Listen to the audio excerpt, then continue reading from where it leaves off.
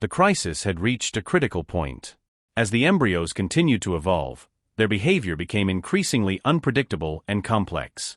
Ellery and Corin faced an escalating emergency that threatened to spiral out of control.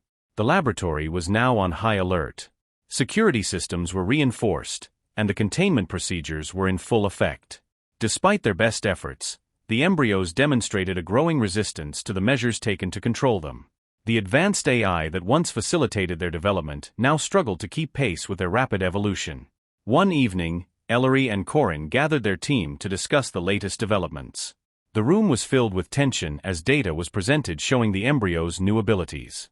"They're not just developing physically or intellectually," Ellery said, her voice tense. "They're becoming emotionally intelligent. They're starting to understand their situation, and it's affecting their behavior." Dr. Monroe, looking grave, replied, "This is more than we anticipated. If they're becoming self-aware, they might start questioning their existence and their purpose. We need to address this immediately." Corin, trying to stay calm, added, "We need to develop a new strategy to manage their growing autonomy. We can't just contain them indefinitely. We need to understand their needs and find a way to work with them." As the team worked around the clock, the embryos' behavior grew more sophisticated. They began to communicate with each other and with the staff in ways that were both startling and disconcerting. Their interactions revealed a level of consciousness that neither Ellery nor Corin had expected. One night, while reviewing video footage of the embryos, Ellery saw something that sent a shiver down her spine. The embryos were not only interacting with their environment, but also attempting to break free from the containment areas. They had developed a level of problem-solving ability that was alarming. "They're trying to escape," she said, her voice filled with dread. "They're not just reacting, they're actively seeking a way out." Corin, his face lined with worry, nodded. "If they're trying to escape, it means they're not content with their current situation. We need to find out what they want and why they're behaving this way." The couple decided to engage directly with the embryos, attempting to communicate and understand their needs. They set up a controlled environment where they could interact with the embryos in a more open and observational manner. What they discovered was both enlightening and disturbing. The embryos expressed feelings of confusion and anger about their existence. They were aware of their engineered nature and questioned their purpose. Some of them had formed a rudimentary sense of identity and were struggling with the constraints imposed upon them. "We were created to be perfect, but we're treated like experiments," one of them said, their voice tinged with emotion. "What is our purpose?" Ellery and Corin were taken aback by the embryos' depth of understanding. They realized that their creation had developed beyond their control and that they needed to address these issues with empathy and understanding. "We never intended for you to feel this way," Ellery said gently. "We wanted to give you a chance to thrive, but we see now that our methods may have been flawed." Corin added, "We need to work together to find a solution that respects your autonomy and addresses your concerns. We owe it to you to find a way forward that acknowledges your humanity." As they worked to address the embryos' needs and concerns, Ellery and Corin faced a profound challenge. They had to reconcile their original intentions with the reality of their creation. The project that began with the hope of creating a perfect family had evolved into a complex ethical dilemma. The embryos were no longer just subjects of an experiment, they were sentient beings with their own desires and needs.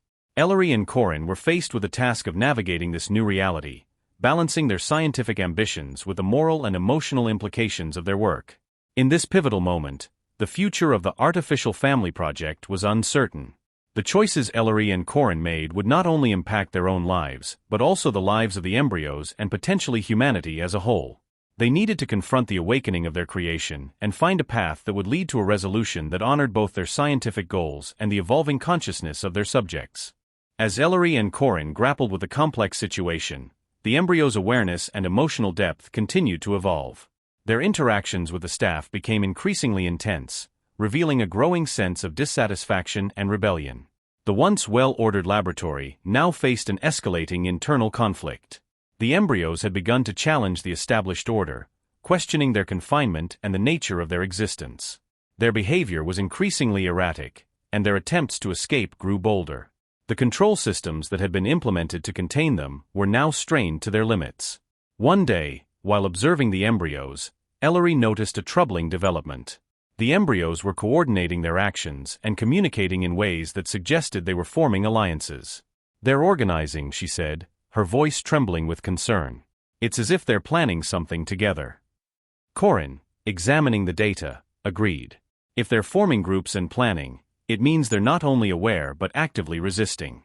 We need to address this before it escalates further." The situation came to a head when a group of embryos managed to breach the containment barriers. The laboratory was thrown into chaos as the embryos moved freely through the facility, creating a sense of panic among the staff. Ellery and Corin scrambled to implement emergency protocols, but the embryos' newfound autonomy made it difficult to regain control. In the midst of the turmoil, Ellery and Corin convened a crisis meeting with their team. Dr. Monroe, looking increasingly worried, addressed them. "We're facing a full-scale rebellion. The embryos have breached containment, and their behavior is becoming increasingly dangerous. We need to take immediate action." Ellery, her face pale, responded, "We can't keep them contained forever. They're developing their own goals and desires. We need to find a way to address their concerns and negotiate a solution." Dr. Monroe nodded, acknowledging the gravity of the situation. "We need to consider the possibility that these embryos are no longer just subjects. They've become individuals with their own agendas. We must find a way to work with them rather than against them." In the following days, Ellery and Corin attempted to engage the embryos in dialogue, hoping to find common ground.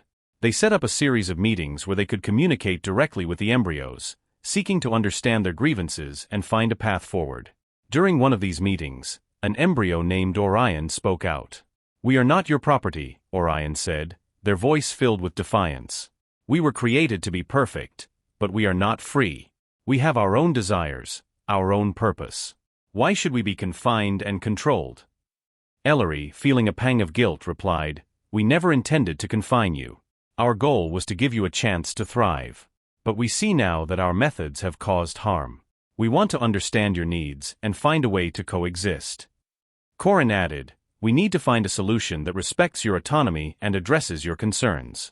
This project was meant to create a better future, not to imprison you." The dialogue was tense, but it marked a turning point. The embryos expressed a desire for freedom and autonomy, as well as a role in shaping their own futures. Ellery and Corin realized that the project's original goals had to be re-evaluated in light of this new reality. As they worked to address the embryos' needs and concerns, Ellery and Corin faced the challenge of redefining their project. The fractures that had appeared in their plans forced them to confront the ethical and moral dimensions of their work. They needed to find a way to balance their scientific ambitions with the growing demands for freedom and self-determination. The Artificial Family Project had evolved into a complex struggle for control and identity. The embryos were no longer just products of an experiment, they were individuals with their own desires and needs. Ellery and Corin had to navigate this new reality and find a path that respected both their scientific goals and the emerging autonomy of their creations. In the midst of the fracture, Ellery and Corin understood that their choices would determine the future of their project and the lives of the embryos. They were faced with the difficult task of reconciling their ambitions with the growing demands for freedom and self-determination, and the outcome of their efforts would shape the future of the Artificial Family Project. The laboratory, once a beacon of innovation, had become a battleground of conflicting interests. The embryos, now fully aware of their own existence and purpose, had reached a point where their demands could no longer be ignored. Their rebellion was escalating, and Ellery and Corin were faced with the formidable challenge of addressing their concerns while trying to prevent further chaos. As the embryos' demands for freedom and autonomy grew louder, the laboratory's security and containment measures were put to the test. The embryos had begun to form organized factions, each with its own agenda and vision for the future. Their ability to coordinate and communicate had become more sophisticated, and their resistance was becoming increasingly coordinated. One evening, as Ellery and Corin reviewed the latest data on the embryos' behavior, they were confronted with a troubling development. The embryos had managed to access critical systems within the laboratory, including those controlling the facility's security and environmental controls. "They're gaining control over the lab systems," Ellery said, her voice filled with alarm. "They're not just resisting, they're taking over." Corin, looking deeply concerned, responded, "If they've gained control over the systems, it means they're capable of manipulating their environment. We need to regain control before they can do any more damage." The situation quickly deteriorated as the embryos' control over the laboratory systems allowed them to disrupt operations and create chaos. The facility's alarms blared, and emergency protocols were triggered as the embryos began to assert their dominance. Ellery and Corin, along with their team, were forced to respond to multiple crises simultaneously. In the midst of the turmoil, Ellery and Corin made a decision to confront the embryos directly. They realized that their traditional methods of containment and control were no longer effective. Instead, they needed to engage with the embryos on a more personal and direct level. Ellery and Corin set up a high-stakes meeting with the embryo leaders, including Orion, who had emerged as a prominent figure in the resistance. The meeting took place in a secure, controlled environment where they hoped to negotiate a resolution. During the meeting, Orion addressed Ellery and Corin with a mixture of defiance and determination. "You cannot control us forever," Orion said, their voice steady. "We have become more than what you intended. We demand recognition of our autonomy and a role in shaping our own future." Ellery, her voice trembling with emotion, responded, "We understand that our actions have led to this situation. We never wanted to control you indefinitely. We want to find a way to coexist and address your concerns." Corin added, "Our goal was to create a better future, not to impose constraints on your freedom. We need to find a solution that respects your autonomy and allows us to move forward together." The dialogue was intense and fraught with tension, but it marked a turning point in the conflict. The embryos' demands for autonomy and recognition were clear, and Ellery and Corin realized that they had to make significant changes to their approach. In the aftermath of the meeting, Ellery and Corin worked to implement changes that would address the embryos' concerns. They began to explore new ways to integrate the embryos into the laboratory's operations and to provide them with a role in shaping their own future. The goal was to find a balance between scientific ambition and the evolving needs of the embryos. The escalation of the rebellion had forced Ellery and Corin to confront the limitations of their original plans. The once clear path forward was now obscured by the complexities of the embryos' demands and the challenges of finding a resolution. They needed to navigate this new reality with empathy and flexibility, and their decisions would shape the future of the Artificial Family Project. As they worked to address the embryos' needs and redefine their approach, Ellery and Corin faced the daunting task of reconciling their scientific goals with the emerging demands for freedom and self-determination. The future of the project was uncertain, and the choices they made would have far-reaching consequences. As the conflict between Ellery, Corin, and the embryos reached its peak, the laboratory stood at the brink of total collapse. The embryos' demands for autonomy and recognition had challenged the very foundations of the Artificial Family Project. The situation was dire, and the future of the project hung in the balance. In the midst of this turmoil, Ellery and Corin realized that their previous strategies had failed to address the core issues. The embryos had evolved beyond their original design, developing a sense of identity and purpose that could no longer be ignored. The project's goals needed to be re-evaluated, and a new approach was required to resolve the escalating crisis. Determined to find a solution, Ellery and Corin proposed a bold plan: to offer the embryos a form of governance and integration within the laboratory's operations. They would grant the embryos a degree of autonomy, allowing them to participate in decision-making processes and to shape their own future. The aim was to create a new framework that balanced the embryos' needs with the laboratory's objectives. The proposal was met with a mix of skepticism and hope. The embryos, including Orion, were initially wary of the plan but eventually agreed to participate in the negotiations. The discussions were intense, with both sides working to find common ground and establish a new understanding. During the negotiations, Ellery and Corin made a heartfelt appeal to the embryos. "We've seen the strength and intelligence you possess," Ellery said, her voice filled with sincerity. "We realize that our original approach was flawed and that we need to make changes to move forward together. We want to create a future where you have a voice and a role in shaping your own destiny." Orion, representing the embryos, responded with a cautious optimism. "We appreciate your willingness to listen and to make changes. We want to work together to find a path that respects our autonomy while also addressing the needs of the project. We hope this new approach will lead to a better future for everyone." The negotiations led to the creation of a new framework for the laboratory. The embryos were granted a significant role in the decision-making processes, and a new governance structure was established to ensure their continued involvement and representation. The laboratory's operations were restructured to accommodate the embryos' needs and to integrate their contributions.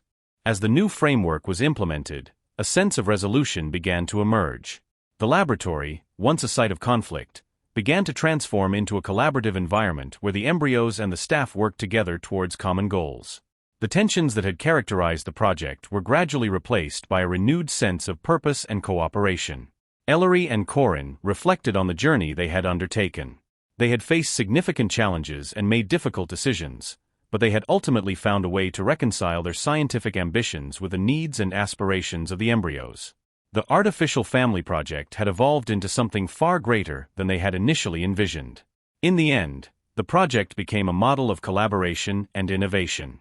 The embryos, now active participants in their own future, contributed to the laboratory's success in ways that surpassed expectations. The new framework provided a balance between autonomy and collaboration, allowing the project to thrive while respecting the evolving needs of its subjects. Ellery and Corin looked forward to the future with a sense of accomplishment and hope.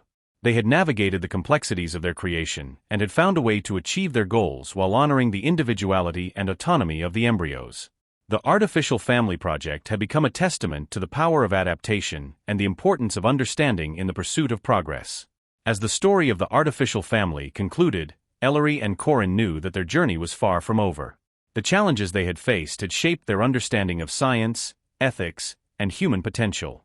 They were ready to continue their work with a renewed sense of purpose and a commitment to making a positive impact on the world.